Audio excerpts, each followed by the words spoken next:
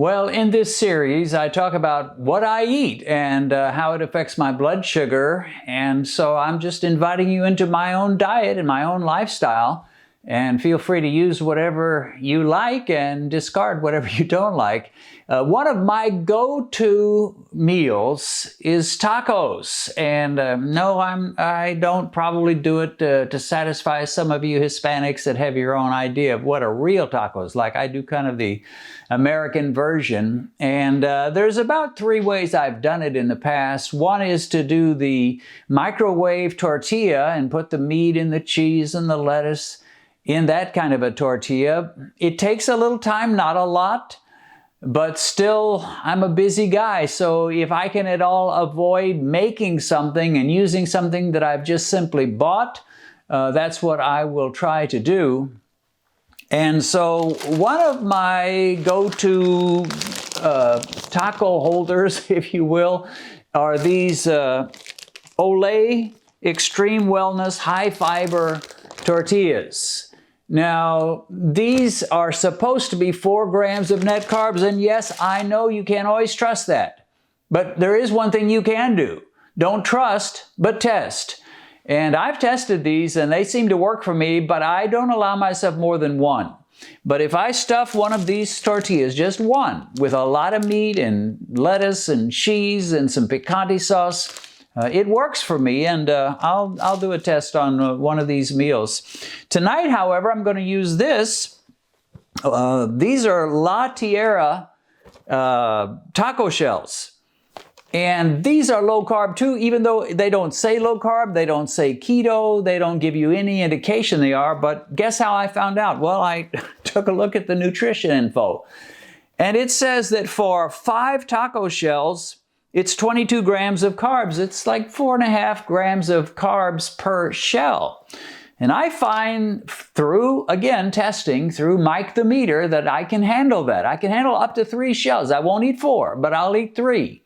However, tonight I'm just going to have 2, and I'm going to do it a little different than I normally do. And that is, instead of trying to stuff in the hamburger and the lettuce and the cheese into each shell and have 3, I'm just going to use 2, and I'm going to break them into pieces and make a taco salad.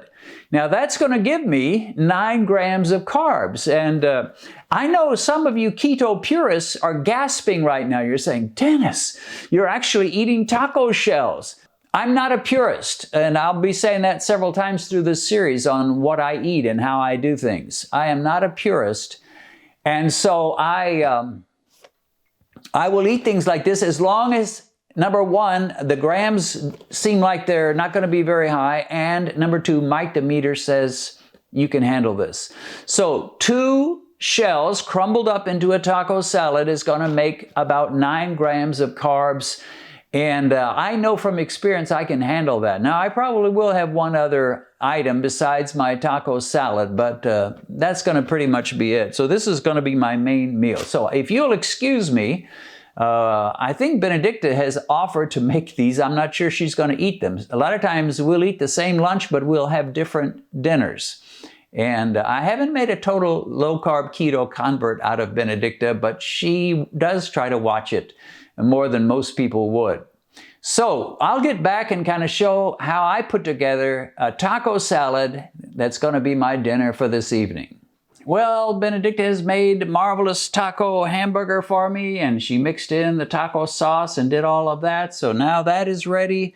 I've been cutting up the lettuce, the cheese, the tomatoes, and we've got 2 little scrawny shells. Now, I mentioned that these are 4.5 grams or so of carbs per shell, which is not much. You say, how could they be that low? Well, the answer is these things are paper thin. They are very thin. So they didn't make these low carb by making them super high fiber. They just made them so thin that they just don't have many carbs to them. They just don't have much of anything. They hold the meat is about it. But in this case, they're not going to hold it because they're going to be chips inside my taco salad. So to start with, we are going to make my taco salad by adding some lettuce. And of course, we're going to mix it all after we get done. Then I'm going to throw in some shredded cheese. You can't possibly have taco salad without shredded cheese. A little more. And then I've cut up a tomato. We'll have some of that. Throw that in. And we are going to take a helping of hamburger. There's no prescribed amount because hamburger has almost no carbs. The taco mix would have a few, but not much. So let's just throw in a little hamburger. And there we go. And then the magic ingredient, these low-carb tortillas, not tortillas, but taco shells, just going to break them in. Now, here's the good news. There's no official number of little pieces that you have to make. It's all up to you. So I'm not going to tell you to make 89 pieces out of each taco shell. But we're just going to break them up and mix them up. And then I'm going to ask my lovely assistant, who will not allow herself to be on camera because she hasn't properly made herself up, to give me a fork. Going to mix this all together. And wow, doesn't that look good? Looks filling. There's quite a bit to it, but I feel very confident it's not going to jack my sugar up much. And then the last, what do they call it? Piece de resistance. It's going to be the picante sauce. So I didn't remember to bring this out, but I'll go get some and be right back. So here we have paste picante sauce. I like the medium style. This is going to have some carbs, but not too many, and somehow Mike the Meter doesn't mind the carbs that it has. So I'll just pour in a little picante sauce. And wow, here we go. And let me kind of mix it a little bit more. You can see what we got here.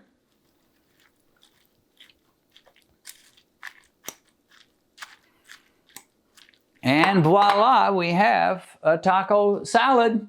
Most taco salads I'd say stay away from because they use these thick, heavy taco shells. But in this case, these little skinny, scrawny, tiny, thin, paperweight or paper-light taco shells will work. So La Tierra is the brand. If you don't have that, why?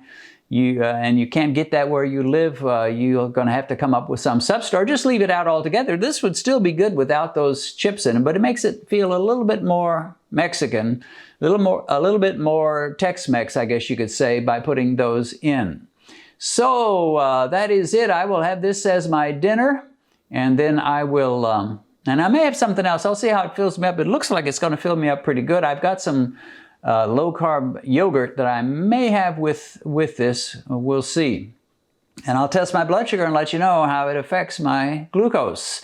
See you after a while. So how did I do? Well, before my meal, my pre-meal test read 96. After I enjoyed that salad, in fact, I even had one little extra treat. I had a chocolate-covered peanut. Now, not chocolate that's been sweetened with sugar, but a sugar-free chocolate. Coated peanut treat, smaller one. So I had that afterwards with some coffee. An hour and 20 minutes after eating the salad, I was at 99. So 96 before the meal, 99, an hour and 20 minutes after that salad, a 3-point rise, which is essentially no rise at all. So here is another meal, another recipe, if you will, to stick in my bag and use over and over again. And that's how you need to do. You need to discover meals that work for you. And just because this worked for me doesn't guarantee it will work for you. And in fact, I really wouldn't even recommend this meal for those that are doing our challenge. Wait until you get through the challenge before you start incorporating things like even small little taco shells. But it certainly worked for me. A keto purist would not like this meal at all because I'm eating some corn. I'm eating a corn taco shell, 2 of them, crumbled up into a salad. But I'm not a keto purist. I'm just a very practical, pragmatic guy that checks my glucose meter and is determined to have a low spike diet. So this fits under those qualifications. If you jump a full 3 points and only 3 points, that's a low spike diet. So I am well satisfied with that. The key to this meal was these chips. Of course, like I said, I could have left them out. But these babies being so thin and so few carbs worked beautifully for me, even though the word keto is not on the package, the word low carb is not on the package. How did I find out that these were pretty good taco shells for me to eat? The answer is I went through the grocery store and started looking. I started doing one of these numbers and looking for the nutrition information. And after looking at all the tacos, it's like, this is the number one. This is the absolutely lowest carb taco shell I could find.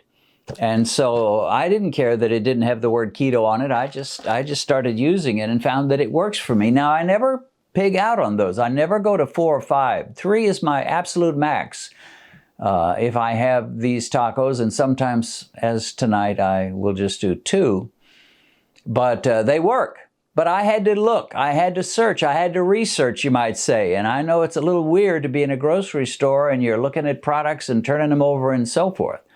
Now, some people, again, the purists would say, well, just stay away from the inside of the store, just eat the produce, eat the meat, eat the salads, and leave those things alone. I'm pragmatic. If it doesn't move my blood sugar too much, I'm for it. And it doesn't matter to me if all the keto experts tell me, Dennis, you shouldn't be eating those corn taco shells. Wouldn't matter. Mike tells me it's okay. Mike tells me, Dennis, you did pretty good on this one. So I have to say I'm a little bit of a rebel compared to a lot of the keto people, because most of the keto people are all in the same camp. They all talk about the same things, and they all tell you just eat the whole foods and stay away from the inside part of the store. And with me, it's like, inside schminside, if the thing doesn't bother Mike, I'm good. And I'm all about trying to have my diet to have as much variety, as much pleasure as possible. So I will do things like this. This series is about how I eat. It's not how you need to eat. It's not how about all the keto doctors and experts tell you to eat. It's about how I eat. And again, my diet is a low spike diet. And here, this is exactly what we saw tonight. 96 before the meal, milligrams per deciliter, 99 an hour and 20 minutes after the meal. That's a low spike, my friend. So that fits in beautifully with my kind of diet. Benedict and I would like to invite you to study the Bible with us through our podcast. Join us in our home as we do our morning Bible studies. With a podcast, there's nothing to see. You just listen. And that means you can enjoy our Bible study while you drive in your car, go for a walk, or work out at the gym. Our podcast is called Discover the Word with Den and Ben, and you can find it in most platforms where you get your podcasts. And if you know nothing at all about podcasts and how they work, there's a link in the description that will help get you started.